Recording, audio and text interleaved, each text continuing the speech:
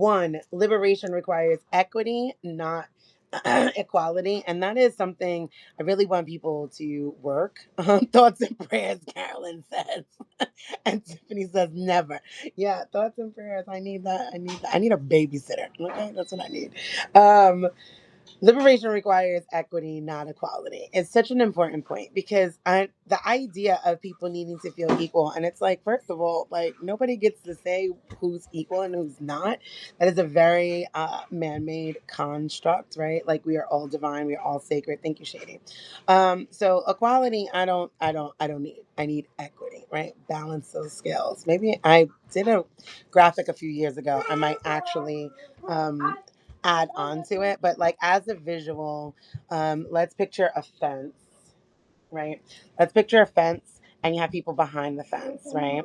So this person could see over the fence, right? And this person needs a step to see over the fence, and this person needs a ladder to see over the fence. But equity looks like removing the fence, right? Like, and then we don't have to worry about that because everybody can meet each other's needs. Because like the person in a wheelchair here would not be able to do anything to lift above the fence. Equity is removing the fence for a visual there. So there's your breakdown. I had a graphic. Hopefully I can find it and I put it in there.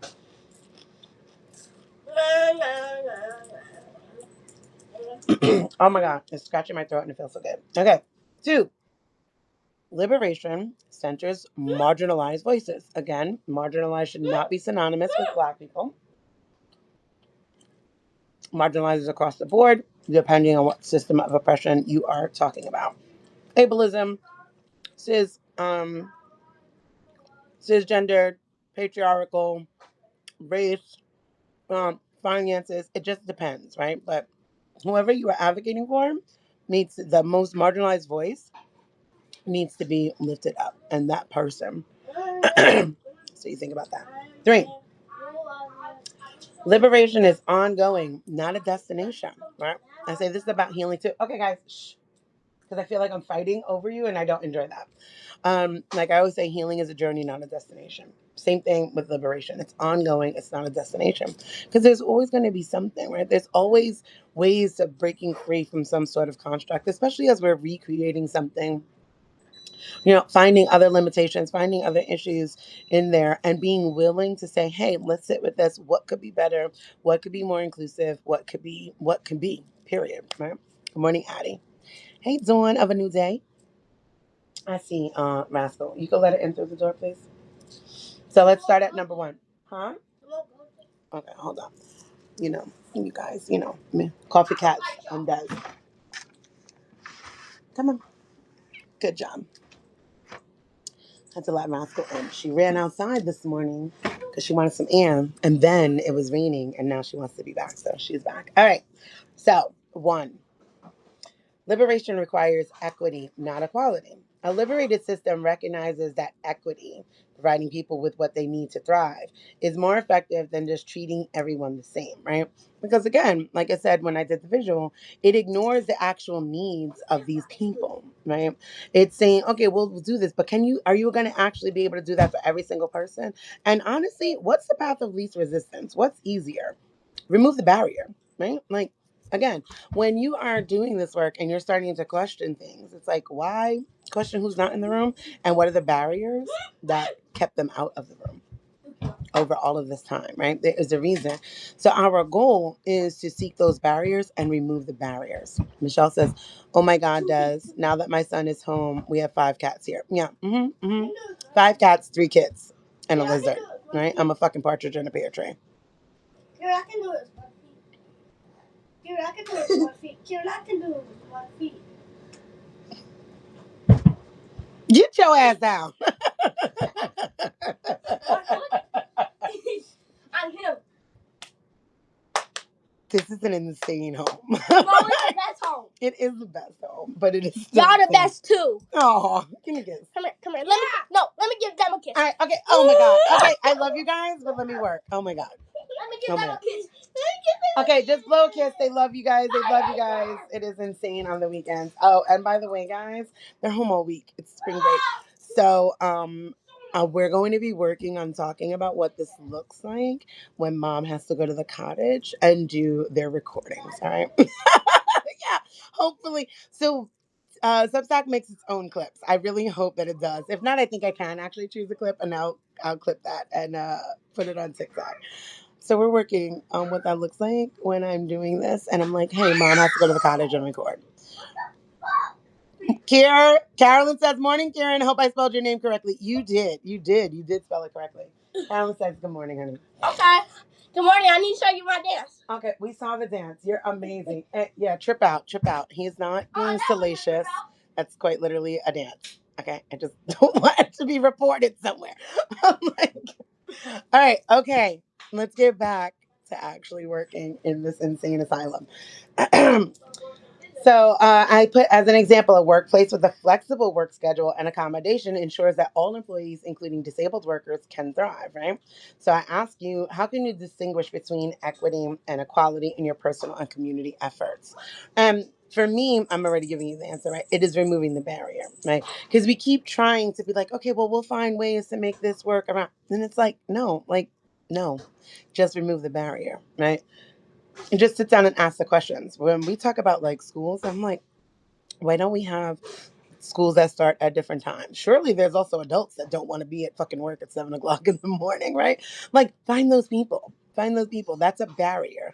A barrier to attentive children or like, well rested adults or what have you is having this universal idea and code that school should start at 8 o'clock in the morning.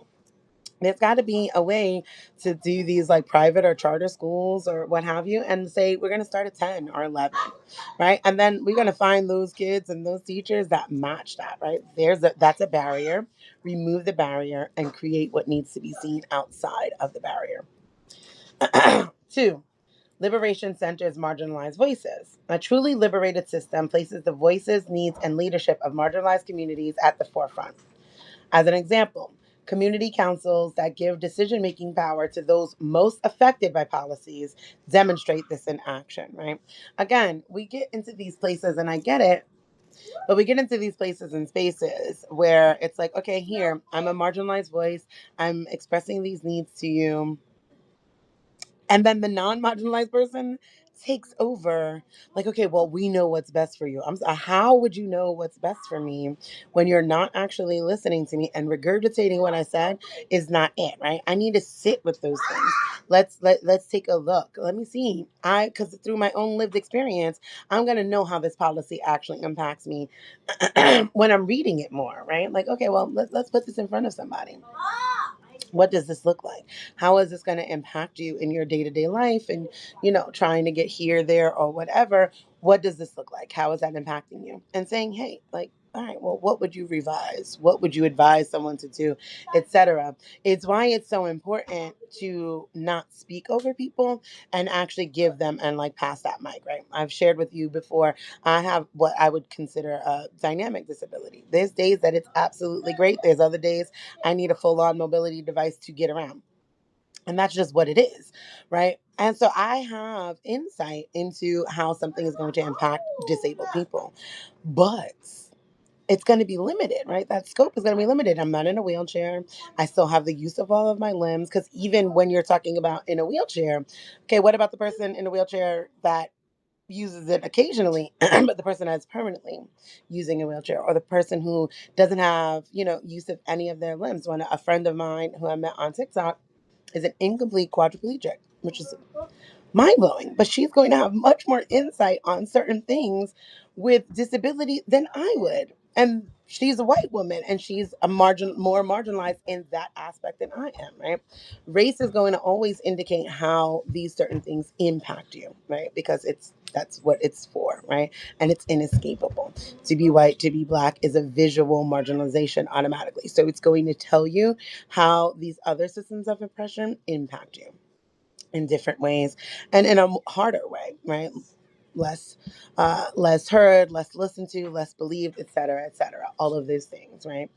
So when we're talking about turning that mic over, it is super important that we do defer to the person who knows the most because they're going to tell you what is actually equitable, right? And if you are not being impacted by it, you're most likely going to look at what's equal, right? Well, we're going to build a ramp here. Okay, that's wonderful. I love that. Does this fit everyone's need, right? Will it work with an electric scooter? Will it work with X, Y, and Z? What does that look like? Like, I think that all bathrooms should just be built with mobility in mind, right? Like when we're doing all these new constructions, why do we not already have handlebars? Bathrooms and kitchens are the most dangerous places in a home. Like we should just have that there. So just in case, right? I should not have to get my whole home retrofitted in case something happens, right? If we have a standard door frame, right? I think it's 36 inches, like construction standard or code. Why not change that to 42, which would accommodate a wheelchair? Like these are the things that I'm talking about, right? She's put my hair too. Okay, thanks. I don't. It's empty, buddy. Oh, I told you. Okay, can y'all? Okay, let's stop being so violent. I need more coffee. So we're going on to number 3. Liberation is ongoing, not a destination.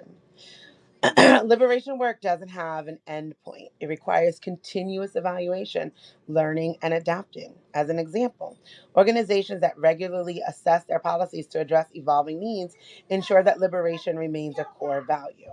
So I ask you, what systems in your life need to be reevaluated to better reflect liberation values? And this is with everything, right? Like I said, our lives are dynamic. They're not static. And supremacy culture, because it's a system of disconnect, disconnects us even from that dynamic aspect of our lives, right? Like I did not always wear glasses, right? And then when I did, it was for reading, and now it's changing. It's full now. Thanks, I appreciate it. So as my niece, stop please. It's very distracting. I don't enjoy it. It was fun, but we're past that moment. Thank you for understanding. Um, as your needs shift and morph, as we get older or as life happens, we have to reassess that, right? What you needed at 30 is not what you need at 35. It's not what you need at 55. It's not what you need at 75. What you needed when you were single is not what you need when you are parenting or partnered. What you needed, 75,000 is not yesterday 75,000 a year. That 75 needs to be now 125 to do the same thing. Everything is dynamic, right? And supremacy culture will turn around and have you believing that things are static. Like we hear, like, well, it was in my day, in your day, it was different, right? Like that, maybe it met your needs, but I promise you, it was not meeting somebody's needs, right? And that is what we need to focus on.